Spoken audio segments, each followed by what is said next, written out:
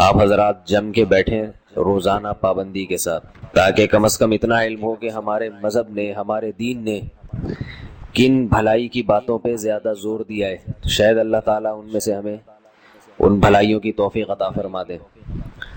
تو سب سے پہلی بھلائی جو فرض نہیں ہے لیکن شریعت نے اس کی بہت ترغیب دی ہے، وہ ہے تہجد کی نماز۔ قرآن مجید میں ہے تتجافى جنوبهم عن المضاجع يدعون ربهم خوفا وطمعا ومما رزقناهم ينفقون۔ فرمایا ہمارے جو نیک بندے ہیں ان کے پہلو رات کو ان کے بستروں سے الگ ہو جاتے ہیں۔ کیوں الگ ہوتے ہیں؟ جنت کے شوق میں اور جہنم کے خوف میں۔ یعنی ہمارے نیک بندوں کو جنت کی لالچ اتنی ہے، جنت چیز ہی ایسی ہے، اللہ نے اس کو اتنا حسین اور مزین بنایا کہ جب وہ جنت کا تذکرہ قرآن مجید میں پڑھتے ہیں، سنتے ہیں، تو کیا کرتے ہیں کہ رات کے آخری حصے کو غنیمت سمجھتے ہیں اور اس میں اپنے رب کے سامنے کھڑے ہو کر یدعون ربہم، رب کو پکارتے ہیں، خوفا و طمعا، جہنم کے خوف سے اور جنت کی لالچ میں۔ ایک اور مقام پر ہے ربنا اصرف عنا عذاب جہنم ان عذابها کان غراما، کہ رات کو یہ دعا مانگتے ہیں کہ اے اللہ ہم سے جہنم کے عذاب کو دور کر دیجئے، اس لیے کہ اس کا عذاب چمٹ جانے والا عذاب ہے۔ تو قرآن مجید میں بہت سارے مقامات پر تہجد کی نماز کی بے پناہ فضیلت وارد ہوئی ہے، اور احادیث میں آپ صلی اللہ علیہ وسلم کا اپنا عمل تو سب کو معلوم ہے کہ کھڑے کھڑے آپ صلی اللہ علیہ وسلم کے پاؤں مبارک سوج جایا کرتے تھے۔ ہم اتنی عبادت تو نہیں کر سکتے، لیکن تھوڑی سی اس سنت کو زندہ کرنے کی کوشش کر سکتے ہیں۔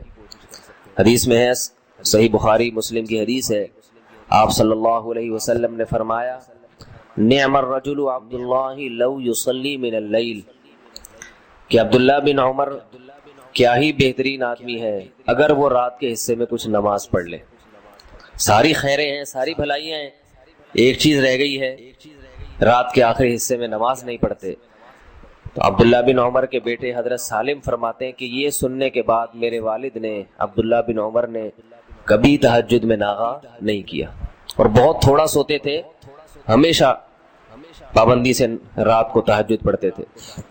ایک اور حدیث میں آتا ہے کہ آپ صلی اللہ علیہ وسلم نے ارشاد فرمایا افضل الصیام بعد رمضان شہر اللہ المحرم وافضل الصلاة بعد الفریضة صلاة اللیل، یہ سب سے بہترین مہینہ روزے کے لیے رمضان کے بعد محرم ہے، اور سب سے بہترین نماز فرض نماز کے بعد رات کی نماز ہے، فرض کے بعد سب سے افضل ترین نماز۔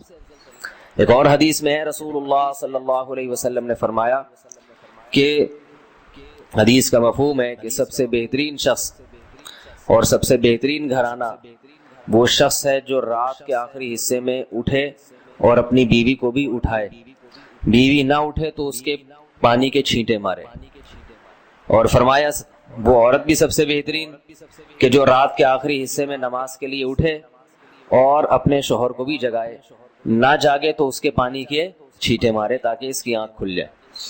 تو آپ صلی اللہ علیہ وسلم نے اہل خانہ کو بھی ترغیب دی ہے کہ میاں بیوی ایک دوسرے کو بھی اٹھائیں، لیکن یہ جب ہی ہے جب شوہر اپنے مزاج کا ہو عورت کے، یا بیوی شوہر کے مزاج، ورنہ آپ نے چھینٹے مارے، اس نے اٹھا کے مگا دے مارا آپ کے منہ پہ، بیلن اٹھا کے سر پھٹ گیا، تو ایسی صورت میں اوائڈ کرنا چاہیے، وہ خود ہی پڑھ لیں، اس پہ انشاءاللہ ثواب مل جائے گا۔ تو یہ بہت بڑی فضیلت ہے۔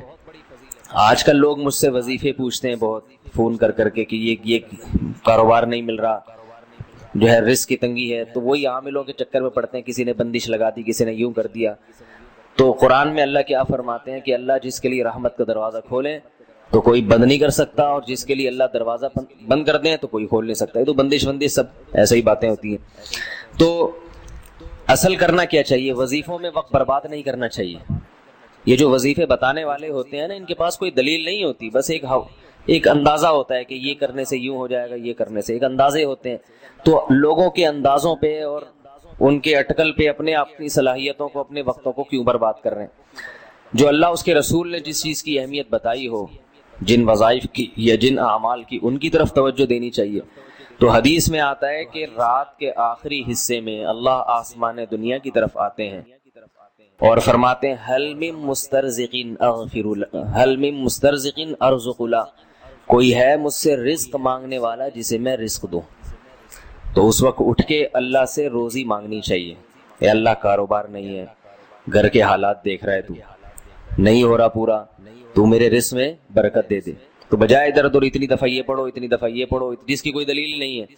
تو اللہ کے نبی نے کیا فرمایا؟ اللہ آسمان دنیا پہ آ کے کہتے ہیں کوئی ہے رزق مانگنے والا، اور اللہ کہتے ہیں حل من مستغفر اغفر لا، کوئی ہے مجھ سے گناہوں کی معافی مانگنے والا کہ میں اس کو معاف کر دوں. تو آخری حصے میں اللہ تعالیٰ خود مطالبہ کر رہے ہیں، کوئی ہے بھائی اٹھے مانگے میں دوں گا. تو ہم پڑے ہوئے سب سو رہے ہوتے ہیں اس میں. تو یہ بہت بڑی نیکی ہے، یہ بہت بڑی سنت ہے رات کے آخری حصے میں نماز پڑھنا. صحابہ تو بہت لمبی لمبی پڑھا کرتے تھے، اتنی ہم نہیں کر سکتے تو تھوڑا سا کر لیں. علماء نے لکھا ہے کم سے کم 2 رکعتیں یہ تہجد کی ہیں، کم سے کم. زیادہ سے زیادہ 8 بھی ہو سکتی ہیں عام معمول آپ صلی اللہ علیہ وسلم کا، اور اس سے بھی زیادہ ہو سکتی ہیں، لیکن وہ نہیں ہو سکتا تو 2 رکعتیں پڑھ لے انسان. اور حدیث میں آتا ہے کہ آپ صلی اللہ علیہ وسلم سے کبھی رات کی نماز رہ گئی تو پھر آپ دن میں پڑھ لیا کرتے تھے. تو یہ قضا تو نہیں ہوتی، نفل نمازوں کی قضا نہیں، صرف ایک معمول کا پابند رہے انسان. اس لیے آپ نے ترغیب دی ہے، رات کو رہ گئے تو دن میں آپ صلی اللہ علیہ وسلم نے 12 رکعتیں پڑھی ہیں تو دن میں پڑھ لے انسان. اور اگر رات کے آخری حصے میں اٹھنا بہت مشکل ہے یا ناممکن ہے تو آخری درجہ یہ ہے کہ عشاء کی نماز کے بعد وتر سے پہلے 2 نفل پڑھ لے انسان، بلکہ اس سے بھی پہلے یہ کہ سونے سے پہلے پڑھ لے. اور اس سے بھی اگر اتنی بھی نہیں ہوتی کہ بھائی نہیں سونے سے پہلے پڑھی تو میری تو نیند ہی اڑ جائے گی یا سستی ہوتی ہے، تو آخری درجہ کیا ہے؟ وتر سے پہلے 2 نفل پڑھ لے، اس نیت سے کہ تھوڑا سا یعنی تہجد کی نیت سے پڑھ لے تاکہ وہ ثواب پورا نہ بھی ملے تو کچھ انگلی کٹا کے ہی شہیدوں میں انسان نام لکھوا لے نا. یہ جو ہے کہا جاتا ہے نا انگلی کٹا کے شہیدوں میں نام، تو یہ اسی لیے ہے کہ بہت سے لوگ انگلی ہی کٹاتے ہیں. ظاہر ہے بہت سخت دباؤ اور جبر ہے آپ کے اوپر، تو ایسے موقع پہ ایسا کام کرنے کی ضرورت ہے جس سے آپ کو ثابت قدمی ملے اور اللہ کا قرب حاصل ہو. تو اس کا سب سے بہترین طریقہ قرآن کہتا ہے نماز. یعنی اے نبی صلی اللہ علیہ وسلم آپ نماز کو مضبوطی سے تھامیے تاکہ آپ کو ثابت قدمی ملے، آپ کو اللہ کا قرب ملے. کیونکہ جس اللہ کے لیے کام کیا جا رہا ہے نا، جب تک اس اللہ سے رشتہ مضبوط نہیں ہوگا تو اس کام میں آپ ثابت قدم نہیں رہ سکتے. اور اللہ سے رشتہ مضبوط کرنے کا سب سے بڑا ذریعہ نماز ہے. اس لیے قرآن کہتا ہے اقیم الصلاۃ، آپ نماز قائم کیجئے لدلوک الشمس، سورج کے ڈھلنے کے وقت. سورج کب ڈھلتا ہے؟ جب بالکل بلندی پہ جا کے ڈھلنا شروع ہوتا ہے تو ظہر کا وقت شروع ہوتا ہے. الی غسق اللیل، رات کے اندھیروں تک. یعنی اس میں 4 نمازیں آ گئی. سورج جب ڈھلتا ہے نا بالکل بلندی پر ہوتا ہے، تھوڑا سا ڈھلتا ہے ظہر کا وقت، مزید ڈھلان پیدا ہوتی ہے عصر کا وقت، مزید ڈھلتا ہے مغرب کا وقت، اور پھر الی غسق اللیل سورج تو غائب ہو جاتا ہے مغرب کے بعد، پھر رات کے اندھیرے میں یعنی عشاء کا وقت. وقرآن الفجر، اور فجر کے وقت میں، فجر کی تلاوت کے وقت میں. تو قرآن میں اشارہ کر دیا کہ اصل تلاوت کا وقت ہے ہی فجر کا. آج بعض اماموں کو ہم نے دیکھا فجر میں بڑی مختصر تلاوت کرتے ہیں، یہ بالکل غلط ہے. سنت ہے فجر میں طوال مفصل یعنی سورہ حجرات سے لے کے سورہ بروج تک کی جو لمبی لمبی صورتیں ان کو تلاوت کیا جائے. تو فجر کے قرآن کے وقت بھی آپ نماز قائم کیجئے. ان قرآن الفجر، بے شک فجر کا جو قرآن ہے، فجر میں جو تلاوت ہے، کانا مشہودا، اس میں حاضر ہوتے ہیں. کون حاضر ہوتے ہیں؟ حدیث سے پتہ چلتا ہے فرشتے. فجر کا وقت اتنا مبارک وقت ہے جب اس میں امام صاحب قرات کرتے ہیں اور لوگ ہاتھ باندھ کے پیچھے امام کی قرات سنتے ہیں، ایک خاص سکینت نازل ہوتی ہے اللہ کی طرف سے، اور فرشتے بھی اس تلاوت میں نازل ہوتے ہیں. صحیح حدیث سے یہ بات ثابت ہے کہ فرشتے جو تبدیل ہوتے ہیں نا، ان کے آنے جانے کا وقت اور فجر اور عصر میں ہے. وہ جو فجر میں فرشتے آتے ہیں انسان کی حفاظت کے لیے، لہو معقبات من بین یدیہ ومن خلفہ یحفظونہ من امر اللہ. بہت ساری مخلوق اس کائنات میں ایسی ہے جہاں تک سائنس نہیں پہنچی اور ہو سکتا ہے قیامت تک پہنچ ہی نہ سکے. وہ انسان کی عقل سے بالاتر ہے وہ مخلوق، اور یہ بھی ممکن ہے پہنچ جائے سائنس ترقی کر کے. وہ مخلوق انسان کو نقصان پہنچانے کی کوشش کرتی ہے. تو اس مخلوق سے بچانے کے لیے جن میں جنات ہیں سر فہرست، ان سے بچانے کے لیے اللہ نے فرشتوں کا انتظام کیا ہے. تو حدیث میں آتا ہے صبح و شام، قرآن سے بھی یہ بات ثابت ہے، صبح و شام فرشتوں کی باریاں چینج ہوتی ہیں اور وہ ہماری حفاظت کے لیے اللہ کی طرف سے متعین ہوتے ہیں. تو ان کی جو حاضری ہے ان فرشتوں کی، وہ فجر کے وقت میں ہوتی ہے. اور یہ بھی حدیث سے ثابت ہے کہ بہت سے فرشتے صرف تلاوت سننے کے لیے زمین پہ اترتے ہیں. تہجد کے بارے میں حدیث میں آتا ہے کہ جب کوئی شخص تہجد میں قرآن کی تلاوت کرتا ہے تو فرشتے آنا شروع ہوتے ہیں اور اس کے جو ہے نا لبوں پہ اپنے منہ کو رکھ لیتے ہیں اس کی تلاوت کو چکھنے کے لیے. اتنا فرشتوں کو لطف محسوس ہوتا ہے تہجد کی تلاوت میں. اور پھر وہ تانتا بناتے بناتے جو ہے نا ایک دوسرے پہ سوار ہوتے ہوتے آسمان کی بلندیوں تک پہنچ جاتے ہیں. تو فجر کی نماز میں بھی یہ فضیلت ہے. تو آگے اللہ فرماتے ہیں کہ اللہ نے فجر کی نماز کی فضیلت کو بیان کیا. آگے اللہ فرماتے ہیں وَمِنَ اللَّيْلِ، یہ تو 5 نمازیں ہو گئیں، یہ تو ساری امت پہ فرض ہیں، لیکن رات کے کچھ حصے میں فَتَہَجَّدْ بِهِ کا مطلب اس حصے میں آپ نے تہجد پڑھنی ہے نافلۃ لک، اے محمد صلی اللہ علیہ وسلم، یہ آپ کے لیے اضافہ ہے. کیا مطلب؟ یا تو نبی صلی اللہ علیہ وسلم پہ 6 نمازیں فرض تھیں، یعنی 5 فرض کے علاوہ تہجد بھی فرض تھی، تو اس لیے قرآن نے کہہ دیا کہ امت پہ تو 5 فرض ہیں نافلۃ لک، لیکن یہ تہجد آپ کے لیے اضافی ہے، یعنی آپ پر 6 نمازیں فرض ہیں. ایک مطلب تو یہ بھی ہو سکتا ہے.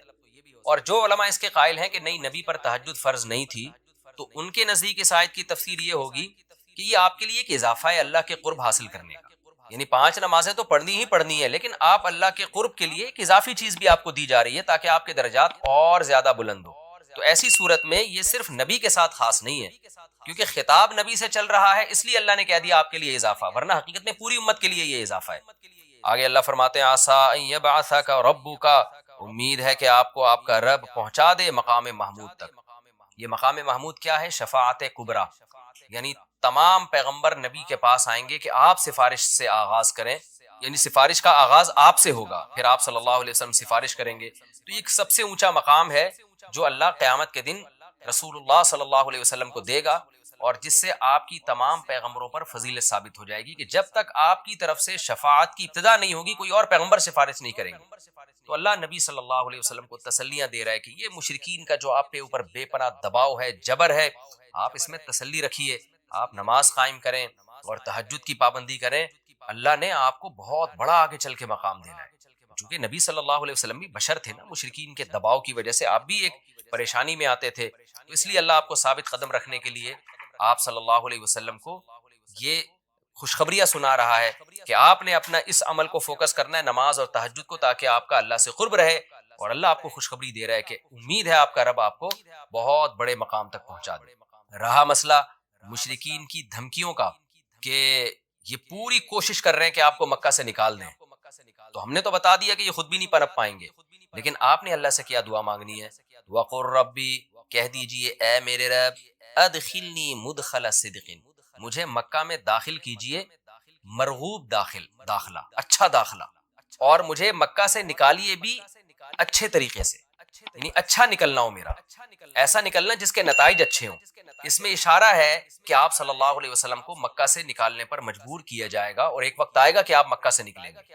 تو اللہ اپنے حبیب صلی اللہ علیہ وسلم کو پہلے سے دعا سکھا رہے ہیں کہ آپ اللہ سے دعا مانگے، اللہ جب میں نکلوں تو میرا داخلہ بھی اچھے طریقے سے ہو اور میرا نکلنا بھی اچھے طریقے سے ہو، یعنی پسندیدہ نکلنا ہو. سوال پیدا ہوتا ہے نکلنے کا عمل تو پہلے ہے اور مکہ میں داخلے کا عمل بعد میں، تو نکلنے کا تذکرہ پہلے ہونا چاہیے کہ اللہ مکہ سے مجھے اچھی طریقے سے نکال اور مکہ میں مجھے داخل بھی اچھے طریقے سے کرنا. تو داخلے کا تذکرہ پہلے کیوں؟ اس میں بلاغت کا ایک نقطہ ہے کہ پیغمبر کا بنیادی مقصد وہ ہدف ہے جو پیغمبر دنیا میں لے کے آئے ہیں، تو اس کی آغاز تو مکہ سے کرنا ہے جس میں آپ کو بھیجا گیا، جو ابراہیم علیہ السلام کا شہر ہے، جہاں بیت اللہ ہے، اسلام کا مرکز تو اس جگہ سے بننا ہے. تو اس جگہ سے اگر نکالنا ہی مقصد ہے تو یہ جگہ تو رہ گئی نا پھر جو ابراہیم علیہ السلام کا مرکز اور ابراہیم علیہ السلام کی دعائیں تھیں. تو اس لیے اصل مقصد تو یہ کہ مکہ میں داخل میں اچھے طریقے سے ہوں، جو پیغمبر کا مقصد تھا دنیا میں آنے کا، مکہ فتح کر کے داخل ہوں، یہاں مجھے غلبہ ملے، اور یہاں میرا جب داخلہ ہو تو ایسا داخلہ جس کو میں پسند کروں. یہ جو ابھی میں مکہ میں کہیں سفر سے جا کے واپس آتا ہوں، یہ داخلہ وہ داخلہ نہیں ہے جو میں چاہتا ہوں. تو چونکہ مکہ سے نکلنا مقصد نہیں ہے، نکالا اس لیے جا رہا ہے تاکہ داخلہ ایک طاقت کے ساتھ ہو اور اچھے طریقے سے داخلہ ہو، اس لیے اس داخلے کا تذکرہ پہلے کیا جا رہا ہے. ہاں وہ داخلہ اس وقت تک ممکن نہیں ہے جب تک مکہ سے ایک دفعہ آپ کا خروج نہ ہو، تاکہ مدینہ میں ریاست بنے اور آپ 10,000 کا لشکر لے کر فاتحانہ انداز سے مکہ میں داخل ہوں، اور جس مقصد کے لیے اللہ نے آپ کو بھیجا تھا وہ مقصد پورا ہو. وہ مقصد نکلے بغیر پورا ہو نہیں سکتا، اس لیے نکلنے کا تذکرہ کر دیا، ورنہ اصل مقصد تو یہ ہے کہ اللہ میں مکہ سے نکلنا نہیں چاہتا، میں مکہ میں داخلہ چاہتا ہوں. داخلہ ایسا ہونا چاہیے مدخل صدق، سچا مرغوب داخلہ ہونا چاہیے. چنانچہ اللہ نے آپ کی دعا قبول کی، اور جب نبی مکہ میں داخل ہوئے نکلنے کے بعد تو کیسا بہترین آپ نے کا داخلہ ہوا کہ 10,000 کا لشکر لے کر آپ گئے، اور مشرکین مکہ آپ سے معافی کی بھیک مانگ رہے تھے. یہ مکی آیتیں اس وقت تو ظلم کے پہاڑ توڑے جا رہے تھے، لیکن پیغمبر سے اس طرح کی دعائیں کروائی جا رہی تھیں، وَأَخْرِجْنِي مُخْرَجَ صِدْقٍ، اور اللہ مرغوب نکلنا ہو، یعنی جب میں نکلوں تو بھی میرا اچھا ٹھکانہ ہو۔ چنانچہ آپ کا نکلنا بھی بڑا اچھا ہوا کہ پورا مدینہ آپ کے استقبال میں کھڑا ہوا تھا، اور طلع البدر علینا من ثنیۃ الوداع، یہ جو ترانے ہیں یہ مدینہ کی بچیاں آپ کے استقبال میں پڑھ رہی تھی، تو آپ کا نکلنا بھی اچھا ہوا، یعنی مدینہ میں داخلہ جو مکہ سے نکل کے، اور پھر جو مکہ میں آنا وہ تو اس سے بھی زیادہ عزت اور شان کے ساتھ ہوا۔ وَاجْعَلْ لِي مِن لَّدُنْكَ سُلْطَانًا نَصِيرًا، اور اللہ تو بنا دے میرے لیے اپنے پاس سے زبردست طاقت جس میں میری مدد ہو، غلبہ دے دے مجھے مشرکین پر۔ یہ بھی مستقبل کی دعا ہے جو ان حالات میں نبی سے منگوائی جا رہی ہے، اور اللہ نے آپ کی ساری دعاؤں کو قبول کیا، سلطان نصیر بھی دے دیا آپ کو، غلبہ بھی دے دیا مکہ پہ، ایسا غلبہ جس میں اللہ کی مدد تھی، اور وہ کمزور غلبہ نہیں تھا، طاقتور غلبے کو سلطان کہا جاتا ہے۔ اور مدینہ میں جانا بھی آپ کا پسندیدہ ہوا، اور مکہ میں آنا بھی آپ کا پسندیدہ ہوا۔ اور اے نبی آپ یہ بھی کہہ دیجئے جاء الحق، حق آ چکا ہے، وزہق الباطل، اور باطل فنا ہو چکا ہے۔ حالانکہ جس وقت یہ دعا منگوائی جا رہی تھی باطل فنا نہیں ہوا تھا، لیکن ماضی سے جب کسی چیز کو تعبیر کیا جاتا ہے تو یہ بتانے کے لیے گویا یہ کام ہو چکا ہے، حالانکہ ہوا نہیں، ہوگا، لیکن نبی کی زبان سے نکلوایا جا رہا ہے کہ آپ مشرکین میں اعلان کر دیں کہ بس یہ کام ہو چکا ہے، حق آ گیا، باطل ختم، اور یعنی ہوگا تو فیوچر میں، لیکن گویا ابھی ہو چکا ہے۔ اتنا یقینی ہے کہ میں تمہیں اس کی پہلے سے خبر دے چکا ہوں کہ باطل اب پنپنے نہیں پائے گا، کیونکہ حق اب آ چکا ہے۔ ان الباطل کان زہوقا، اور باطل تو ہے ہی فنا ہونے والی چیز، جب حق آتا ہے تو باطل فنا ہو جاتا ہے۔ نبی صلی اللہ علیہ وسلم جب مکہ مکرمہ میں داخل ہوئے نا، تو آپ بتوں کو چھڑیوں سے گراتے تھے، چھڑی سے مکہ میں داخل ہو کے 360 بت کو ایک ایک کر کے چھڑی مارتے تھے، اور وہ بت الٹے لڑکتے تھے، تو آپ اس موقع پر یہ آیت پڑھ رہے تھے کہ جاء الحق وزہق الباطل ان الباطل کان زہوقا۔ کیا کیفیات بنتی ہوں گی صحابہ کی اور پیغمبر کی اس وقت کہ جو خوشخبری ان کو 13 سال پہلے دی گئی تھی، کئی سال پہلے دی گئی تھی، اور یقینی دی گئی تھی کہ یہ ہو چکا، تو اللہ نے اپنی آنکھوں سے دکھا دیا کہ کیسے بتوں کو بیت اللہ سے نکالا جا رہا ہے، اور اللہ کے گھر کو کیسے شرک سے پاک کیا جا رہا ہے۔ وَنُنَزِّلُ مِنَ الْقُرْآنِ مَا هُوَ شِفَاءٌ وَرَحْمَةٌ لِّلْمُؤْمِنِينَ، اور قرآن کہہ رہے ہیں ہم قرآن نازل کرتے ہیں جس میں مومنین کے لیے شفا ہے، یعنی اے نبی آپ کی تسلی کے لیے اور بھی ہم بتائیں آپ کو کہ ہم یہ جو آیتیں نازل کر رہے ہیں نا، اس میں مومنین کو بھی شفا مل رہی ہے، ان کی اصلاح ہو رہی ہے شرک سے اور برے عقیدوں سے، اور مسلمانوں کے لیے یہ رحمت ہے، ان کو تسلیاں بھی مل رہی ہیں۔ وَلَا يَزِيدُ الظَّالِمِينَ إِلَّا خَسَارًا، اور ظالمین کے خسارے میں اضافہ ہو رہا ہے، کیونکہ ظالمین اس پر عمل نہیں کر رہے، حجت تمام ہو رہی ہے۔ وَإِذَا نَمْنَا عَلَى الْإِنسَانِ أَعْرَضَ وَنَأَىٰ بِجَانِبِهِ، قرآن کہتے ہیں ہم جب انسان پر احسان کرتے ہیں تو وہ اعراض کرتا ہے اور اپنے پہلو کو ہٹا دیتا ہے، نعمت ملنے کے بعد بجائے اللہ کے قریب ہونے کے اللہ سے دور ہوتا ہے۔ وَإِذَا مَسَّهُ الشَّرُّ، اور جب انسان کو کوئی مصیبت پہنچتی ہے، كَانَ يَئُوسًا، تو مایوس ہونے لگتا ہے، یعنی انسان کے بارے میں شکایت کی جا رہی ہے کہ اس کا اللہ پر ایمان نہیں ہے۔ پیغمبر کا مقصد ہے اللہ سے جوڑنا، تو یہ جو مشرکین ہیں جو اللہ کو نہیں مانتے، یہ خوشیوں میں بھی اللہ کو بھولتے ہیں اور غم میں بھی اللہ کو بھولتے ہیں، اسباب کو دیکھتے ہیں، لہٰذا جب اسباب کو آپ دیکھتے ہو اور پریشانی آتی ہے تو اسباب بتا رہے ہوتے ہیں، پریشانی دور نہیں ہو سکتی، تو مایوس ہونے لگتے ہیں، ڈپریشن میں جاتے ہیں۔ جانور کے لیے تو چیلنج ہی نہیں، اس کو فطرت کو ڈیفائن کرنے کی ضرورت ہی نہیں ہے، اس کو سیدھا راستہ جاننے کی ضرورت ہی نہیں ہے، اللہ اس کو پیدا کر کے دھکا دے کے اس کو صحیح ٹریک پہ چلا دیتا ہے۔ جس نے لاہور جانا ہے اللہ اس کو لاہور کی ٹرین میں بٹھا دیتا ہے، جس نے خانے وال جانا ہے اس کو خانے وال کی ٹرین میں اللہ بٹھا دیتا ہے، جس نے پشاور جانا ہے اللہ اس کو پشاور کی ٹرین میں بٹھا دیتا ہے، اس کو ضرورت ہی نہیں ہے کہ میرا ٹریک صحیح ہے کہ نہیں ہے، جو اس کی منزل ہے فطرت اللہ اس کو دھکا دے کے اس پہ چلا دیتا ہے۔ اب جیسے شیر سے بات آئی تھی کہ وہ ہم سے مشورے لے کے کھاتا تو گوشت کے ساتھ تھوڑے سے فائبر ملا کے کھا رہا ہوتا، ہاضمہ اس سے کیا ہوتا ہے، تو اللہ نے اس کو چلا دیا اس کی لائن پہ۔ وہ آپ چڑیا گھر میں بھی لاؤ گے نا، وہ نہیں مانتا اس چڑیا گھر کے پروٹوکول کو، زو کے پروٹوکول کو وہ نہیں مانتا، وہ کہتا ہے مجھے ویسا ہی پہاڑ چاہیے، مجھے ویسا ہی کچا گوشت چاہیے، ہڈی توڑ کے کھاؤں گا میں، یہ کیا کباب اور کوفتے بنا کے میرے سامنے تم لوگوں نے پیش کر دیا، مجھے یہ بالکل بھی پسند۔ شیر کے پنجرے میں آپ شیر چھوڑ دیں پوری زندگی گزر جائے گی، وہ اس سے اپنی جنسی خواہش پوری نہیں کرے گا۔ آپ اس کو لا لا کے دکھائیں، یو کے میں نیشنلٹی مل جائے گی بھائی تمہیں، سمجھ رہے ہو، کوئی اس کے کوئی دلیل کارگر نہیں ہوگی۔ وہ یہ نہیں کہے گا کہ مجھے چونکہ فیمیل نہیں مل رہی تو میرے بھی جذبات ہیں، چلو وسیم صحیح، پھر شیروں میں بھی تو وسیم ستار ہوتے ہیں نا، چلو ستار بھائی، چلو غفور بھائی، چلو جی، نہ اس کی نیچر اس کی طرف مائل بولو نہیں، وہ گندگی ہے، یہ وہ نہیں مانے گا اس کو۔ تو جانور بچہ بکری کا پیدا ہوتے ہی کہاں دودھ کی طرف لپکتا ہے، آپ اس کے سامنے گوشت ڈالو گے کبھی بھی اس کو منہ مارنے کی کوشش نہیں کرے گا وہ۔ لیکن انسان کا جو مسئلہ ہے نا میرے بھائی، سارا مسئلہ انسانوں کا ہے، انسان کے سامنے دو بڑے چیلنج ہیں. ایک فطرت کی ڈیفینیشن کیا ہے, نمبر دو اس پہ چلنا کیسے ہے. یہ جو قرآن کہتا ہے نا, قرآن کا جو انٹروڈکشن اللہ نے کرایا, ذالک الکتاب لا ریب فیہ, پہلی آیت یہی ہے نا سورہ بقرہ جہاں سے شروع ہو رہی ہے. اللہ نے قرآن کا انٹروڈکشن کروایا, یہ ایک کتاب ہے جس کے حق ہونے میں کوئی شبہ نہیں ہے. اے اللہ یہ کیوں نازل کی ہے تو نے؟ اللہ نے کہا کہ نہ یہ میڈیکل سائنس کی کتاب ہے, نہ اسے پڑھ کے تم گردوں سے پتھری نکالنے کا طریقہ معلوم کرو گے, نہ اس سے پڑھ کے تم چاند پہ پہنچنے کی کوشش کرو گے, نہ یہ سارے سائنس کے ٹاپک ہیں, یہ قرآن کا ٹاپک نہیں ہے. ہم اس ٹاپک کو چھیڑیں گے جسے دنیا میں کوئی نہیں چھیڑتا. کہا ہدی للمتقین, جو لوگ سیدھے راستے پہ چلنا چاہتے ہیں. فطرت کی ڈیفینیشن اور اس پہ چلنا کیسے ہے. متقین کی یہ ڈیفینیشن ہے, جو چاہتے ہیں سیدھے راستے پہ, غلط راستے سے بچنا. متقی کسے کہتے ہیں؟ دیکھو متقی عربی میں کہتے ہیں بچنے والے کو. کیا مطلب؟ جو نیچر سے ہٹ کے راستہ ہے اس سے بچنے والا, جو یہ چاہتا ہے کہ میں جو خلاف فطرت کام ہے اس سے بچ کے نیچر پہ چلوں. تو ہدن اس میں, اس کتاب میں ان کے لیے کیا ہے؟ گائیڈنس ہے. میں کہتا ہوں قرآن کی ضرورت کے لیے نا, قرآن کی ضرورت سمجھنے کے لیے یہ ایک آیت بہت بہترین ہے.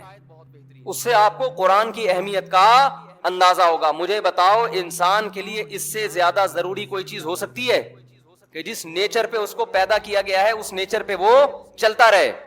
آپ اگر نیچر سے ہٹ جاتے ہو نا, آپ سب سے پہلے مینٹلی ڈسٹرب ہوتے ہو, چاہے کتنی سہولتوں میں ہو. آپ چڑیا گھر میں, زو میں آپ نے شیر کو لا کے رکھا, ساری سہولتیں دے دیں لیکن اس کا وہ نیچرل ماحول نہ دیں جو اس کو جنگل میں ملا ہے. شیر کی کھوپڑی تھوڑے دنوں میں کیا ہو جائے گی؟ شارٹ ہو جائے گی. این ممکن ہے وہ پھر وہ خودکشی کر لے. آپ نے کیا کیا؟ جنگل سے شیر کو لا کے رکھا آپ نے, اور آپ نے اس کو بجائے غار بنانے کے, مٹی کے ٹیلے بنانے کے, آپ نے اس کو ایئر کنڈیشن روم دیا اور خوبصورت ڈبل بیڈ لگا دیا اور ساتھ میں دلہن بنا کے شیرنی کو بٹھا دیا. اور کھانے کے لیے آپ نے ساری سہولتیں ہیں نا. آج انسان کہتا ہے نا پرتعیش لائف, تو یہ مل رہی ہے نا انسان کو. لیکن ڈپریشن کم ہونے کے بجائے کیا ہو رہی ہے؟ بولو کیا ہو گیا بھائی؟ بڑھ رہی ہے. آپ نے کیا کیا جناب؟ اس کو پھر آپ نے پینے پلانے کا بھی انتظام کر دیا شیر کے لیے کہ آج تک پانی پیا ہے, ذرا یہ پی کے دیکھو, ٹون ہو جاؤ گے, مزہ نہ آئے پیسے واپس. شیرنی کو بھی لگا دیا کہ تم بھی پیو, پھر لائف کو انجوائے کرو. اور اس کو کہا کہ تم آج تک چھیچڑے, گوشت, ہڈی, گندا, چوہے, بلی, پتہ نہیں کیا کیا کھاتے رہے ہو. آپ نے جناب آرڈر کیا کباب جی والوں کو یا حویلیاں کو کہ یار بہترین ملائی بوٹی جو ہے نا شیر کے لیے, گرم گرم ہانڈی میں بنی ہوئی, مکھن کا تڑکا لگا ہوا, شیر کے حساب سے کوئی بھی جنگل کی فلم. پانی پینے کے لیے اسٹرا کا انتظام کیا آپ نے کہ کیا زبان چاٹتا رہتا ہے, گھنٹہ تک 2 گھونٹ پی نہیں پاتا, ٹھیک ہے نا یہاں سے. تو میرا خیال ہے تھوڑے دنوں میں آپ پنجرے میں ہوں گے اور شیر باہر گھوم رہا ہوگا. وہ ڈپریشن سے نا یا تو باہر نکل جائے گا, آپ کو کھا جائے گا, یا وہیں ٹینشن سے مر جائے گا. میرے بھائی سیم یہی حالت انسان کی ہے. اگر انسان کو پہلی بات یہ نہ کوئی بتائے کہ فطرت کی ڈیفینیشن کیا ہے, انسان 2 غلطیاں کرتا ہے. ایک تو فطرت کو پہچاننے میں, ایکسپلین کرنے میں گڑبڑ کر رہا ہوتا ہے. اس کی میں آپ کو ایک مثال دیتا ہوں. دیکھو دنیا میں کچھ لوگ ایسے ہیں جو کہتے ہیں ہم جس طرح پیدا ہوئے تھے نا وہی اصل نیچر ہے, اسی پہ ہمیں موت تک رہنا ہے. وہ ختنے نہیں کراتے. بھائی جب پیدا ہوا تھا تو ختنے ہوئی بھی تھی کیا؟ تو نیچر تو کیا ہے بغیر ختنے کے. جب ہم پیدا ہوئے تھے جسم پہ بال نہیں تھے, لہذا وہ کہتے ہیں کہیں بھی جسم پہ بال نہیں ہونے چاہیے. آپ نے اس قسم کے لوگ دیکھے ہیں, نہ سر کے بال, نہ داڑھی کے بال, نہ مونچھوں کے بال, بالکل عجیب سے بنے ہوتے ہیں. بعض لوگوں نے کہا کہ نہیں یہ نیچر نہیں ہے. نیچر یہ ہے کہ جب آپ بالغ ہوتے ہیں تو نیچر خود بال پیدا کرتی ہے نا, تو بال ہونے چاہیے. اب سکھ لوگوں کا مذہب کیا ہے, کہیں کے بال بھی نہ کاٹو, سر کے بال بھی, داڑھی کے بال بھی, مونچھوں کے بال بھی, بغلوں کے بال بھی, جتنے بڑے ہو یہ نیچرل ہے. بتاؤ فطرت کو ایکسپلین کرنے میں گڑبڑ کر رہے ہیں کہ نہیں کر رہے؟ بولو نا یار کیا ہو گیا؟ اگر یہی مطلب ہے تو ناخن بھی نہ کاٹو بھائی. ناخن بھی کیا ہو رہے ہوتے ہیں آپ کے؟ بڑھ رہے ہوتے ہیں. دانت بھی صاف نہ کرو. جانوروں کو اگر دیکھتے ہو تو کسی جانور کو برش کرتے ہوئے دیکھا آپ نے؟ کیا ہو گیا؟ کبھی دیکھا کسی جانور کو برش کرتے ہوئے؟ انسان کہ یار میں بھی چونکہ میڈیکلی تو حیوان ہی ہے نا انسان, تو جیسے ان میں آٹو سسٹم لگا ہوا ہے, خود بخود دانت ہو جاتے ہیں, ان کو صاف کرنے کی ضرورت نہیں ہے, تو ہم کیوں صاف کریں؟ اور آپ ہسٹری اٹھا کے دیکھیں, نہ لوگ دانت صاف کیا کرتے تھے, نہ کہیں کے بال صاف کیا کرتے تھے. پیغمبروں نے ان کو دانت صاف کرنا سکھایا اور بال صاف کرنا سکھایا. رسول اللہ صلی اللہ علیہ وسلم نے فرمایا 10 چیزیں پیغمبروں کی فطرت ہیں, انسانوں نے یہ پیغمبروں سے سیکھی ہیں. ان میں آپ صلی اللہ علیہ وسلم نے فرمایا تقلیم الاظفار, ناخنوں کو کاٹنا. جب تک پیغمبروں کی تعلیمات نہیں تھیں لوگ ناخن کاٹنے کے بجائے کیا کیا کرتے تھے؟ بڑھایا کرتے تھے. بڑھ رہے ہیں تو بڑھنے دو.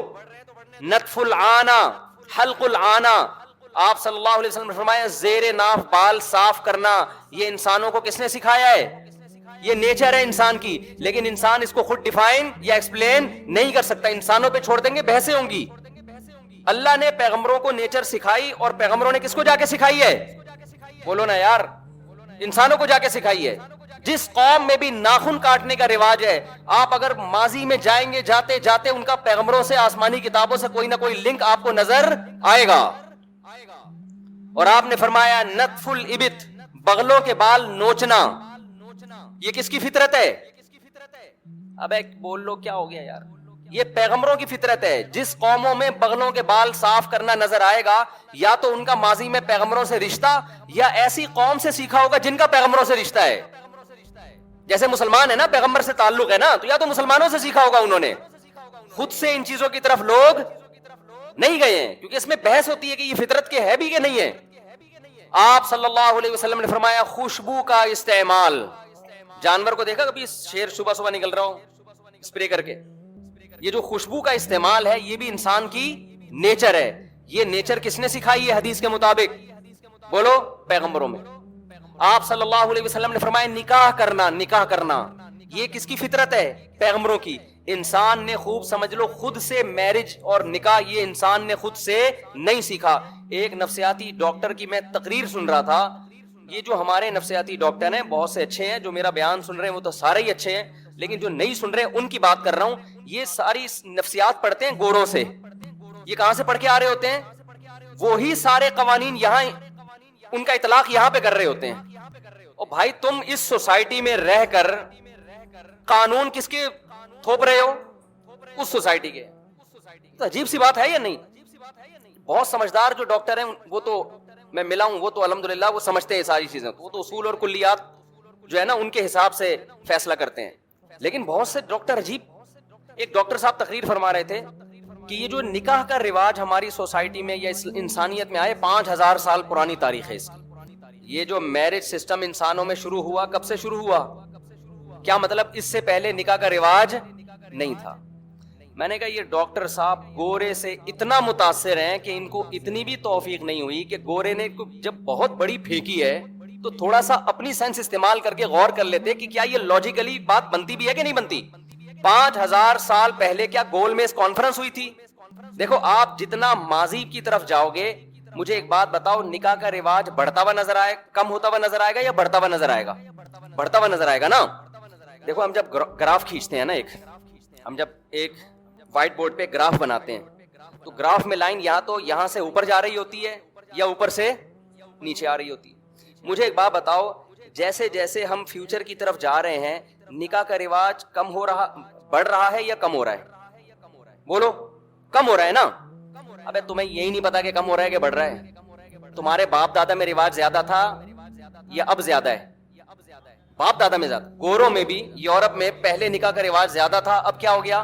کم ہو گیا. جیپنیز میں پہلے شادیوں کا رواج زیادہ تھا, اب ہو سکتا ہے نکاح مشکل لفظ آپ کے سمجھ میں نہ آ رہا ہو. جیپنیز میں پہلے شادی کا رواج زیادہ تھا, اب کیا ہے؟ کم ہے. تو جیسے جیسے ہم فیوچر کی طرف جا رہے ہیں شادی بیاہ کا رواج بڑھنے کے بجائے کیا ہو رہا ہے؟ کم ہو رہا ہے. یہاں تک کہ فرانس کے ایک چرچ میں ایک دفعہ ایک شادی کے لیے جوڑا آیا تو باقاعدہ نیوز اینکر پہنچ گئے کہ ونس اپون اے ٹائم کسی کی یہاں شادی ہوئی تھی, 10 سال سے اب تک کسی کی شادی ہم نے دیکھی نہیں ہے. تو یہ رواج بڑھنے کے بجائے کیا ہو رہا ہے؟ کم ہو رہا ہے. تو اب اس کا مطلب یہ ہے کہ کم ہونے کا گراف کیا جا رہا ہے؟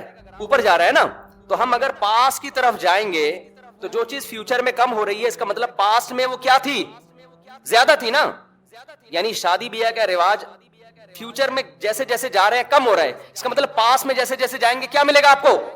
زیادہ ملے گا. اور یہ ہسٹری بھی یہی بتاتی ہے. گورے بھی اسی کے قائل ہیں, جیپنیز بھی مانتے ہیں پہلے میرج سسٹم مضبوط تھا, اب کیا ہو رہا ہے؟ کم ہو رہا ہے. اب مجھے بات بتاؤ 5000 سال, اچھا جتنا پیچھے جاؤ گے تو پھر آپ کو زنا مارکیٹ سے بالکل شارٹ نظر آئے گا.